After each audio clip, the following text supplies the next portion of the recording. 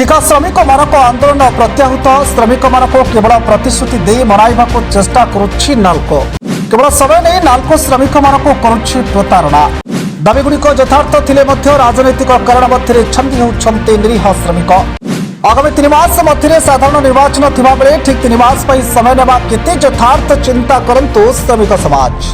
कारखाना को परिचालित करुवा अधिकारी माने कोन जानि नाहंते कि श्रम आईन तेबे अन्य कारखाना को विश्लेषण कर 3 मास समय नेबा केबे उचित। तेबे साधारण श्रमिक जो 3 दिन धरी अहरात्र धारणा देले मिलिला कौन।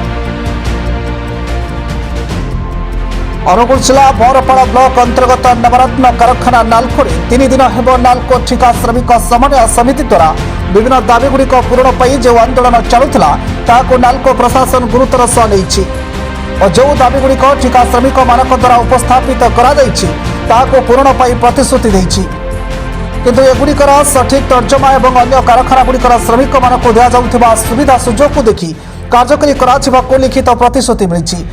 सेमानक दाबीगुड़िक मध्य स्वतंत्र अवसरकालीन राशि तुरंत लागू करने दिगरे नाल्को 90 दिन समय नहीं और यह समय मध्य नाल्को ठिका श्रमिक समन्वय कमिटी पक्षर 2 जन प्रतिनिधि को नहीं विभिन्न राष्ट्रायत्त उद्योग परिभ्रमण करी कि प्रकार सुविधा ठिका श्रमिक मानक उपलब्ध अच्छे अनुध्यान कर कार्यकारी करने को निष्पत्ति होइछि। मोर शशांक शेखर सांबल नाल्को समन्वय समिति ठिका श्रमिक समन्वय समितिर संपादक अटे। मु बड़ निंदा करुछि समन्वय कमिटी संपादक हिसाब से जे काली जो निर्दिष्ट गोटे श्रमिक संगठन श्रमिक मानक विरोध रे जो प्रकार हीन राजनीति चलाउछंती एवं जो मिथ्या अभियोग कर जिला प्रशासन पाखे श्रमिक संगठन तरफ श्रमिक मानक दृष्टि आम निंदा प्रकाश करुछु। यह भित्तिहीन मनगढ़ा संपूर्ण मिथ्या अटे। जदि आम कौन लेटर गणमाध्यम हो कि जिला प्रशासन राज्य सरकार केंद्र सरकार को न देचु ताले आम कहीं धर्मघट बसिलु।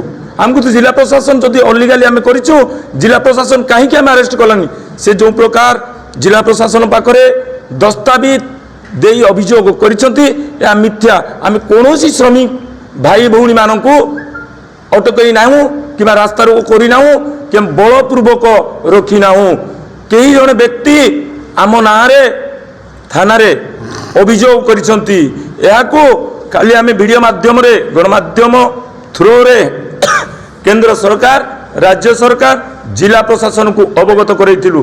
जदि सत साहस अच्छी सामना रे आसी आमको जवाब दऊ श्रमिक संगठन को जवाब दऊ जे आम केउठी काहाकू रास्ता रोक करथिलु काहाकू बलपूर्वक करथिलु आमको गोटे गोटे करी आमको प्रमाण दियंतु। किंतु ये जो श्रमिक मानक विरोध रे ये जो हीन राजनीति करुँच से दूरे दिंतु ताकू सद्बुद्धि दिंतु ताकू बुद्धि दिंतु। मु जगन्नाथ एवं माँ हिंगुला एवं बुढ़ी ठाकुर ठारे निवेदन करुच्ची एवं निवेदन करुच्ची जे ताकू सद्बुद्धि दिंतु। ए श्रमिक मानक विरोध में न जाई मुख्य शर्त को फेरिया पाई श्रमिक संगठन को आम अनुरोध करुछु। जय जगन्नाथ। से भली कैंटीन भत्ता बुद्धि और अतिरिक्त वेतन निर्धारण पर 15 दिन मध्य निष्पत्ति जहाँकि 1/2/2024 ठारू पिछला भाव लागू करा जिवो। मो नाम जे बाबुली सेठी समन्वय कमिटर सभापति अच्छे। आज जो 5 दफा दाबी नाल्को मैनेजमेंट संपूर्ण मानि ली से आम एक सांबादिक सम्मेलन माध्यम समस्त जनसाधारण को राज्य तथा केंद्र जिला प्रशासन को आम धन्यवाद जनाऊँ। इथिरे मो ओडिशार मुख्यमंत्री को धन्यवाद तथा जिलार समस्त प्रतिनिधि को धन्यवाद ढेंकानाल सांसद को धन्यवाद केंद्र सरकार नाल्को को ताकीद करी एवं दाबी को ऊपर दृष्टि देथिबारु केंद्र सरकार प्रतिनिधि को मु धन्यवाद अर्पण कर सबुठारु धर्मघट को ठिका श्रमिक माने संपूर्ण रूप से 3 दिन त्याग तपस्या बलिदान सहयोग करी संपूर्ण रूप से माने हासिल करथिबारु तांको अनुष्ठान तरफ श्रमिक समन्वय तरफ धन्यवाद दिया जाउछि तथा प्रेस मीडिया माने हमको सहयोग करथिबारु तांको धन्यवाद एवं एसएनपी कॉन्ट्रैक्टर एसोसिएशन ମଧ୍ୟ ତାଙ୍କୁ ଆମେ ଧନ୍ୟବାଦ ଦେଉଛୁ। ନାଲକୋର ସମସ୍ତ କର୍ମଚାରୀ ଅଫିସର ଆସୋସିଏସନ ଏଥିରେ ଆମକୁ ସହଯୋଗ କରିଥିବାରୁ ତାଙ୍କୁ ଧନ୍ୟବାଦ। ଜିଲ୍ଲାର ବାହାର ଆସନ ଜିଲ୍ଲାର ସମସ୍ତ ଟ୍ରେଡ୍ ୟୁନିୟନ୍ ମାନେ ମଧ୍ୟ ସହଯୋଗ କରିଥିବାରୁ ମୁଁ ଅନୁଷ୍ଠାନ ତରଫରୁ ଧନ୍ୟବାଦ ଜଣାଉଛି।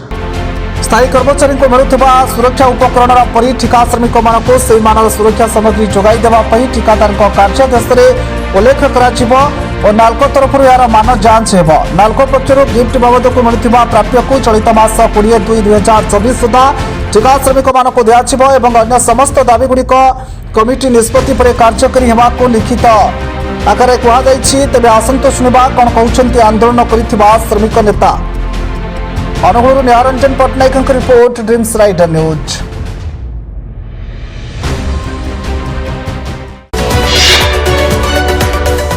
ଆମ ସହ ପ୍ରତିଦିନ ଯୋଡ଼ି ହୋଇ ରହିବା ପାଇଁ ଆମ ଚ୍ୟାନେଲକୁ ଲାଇକ୍, ସେୟାର, ସବସ୍କ୍ରାଇବ୍ ଏବଂ ଫଲୋ କରନ୍ତୁ।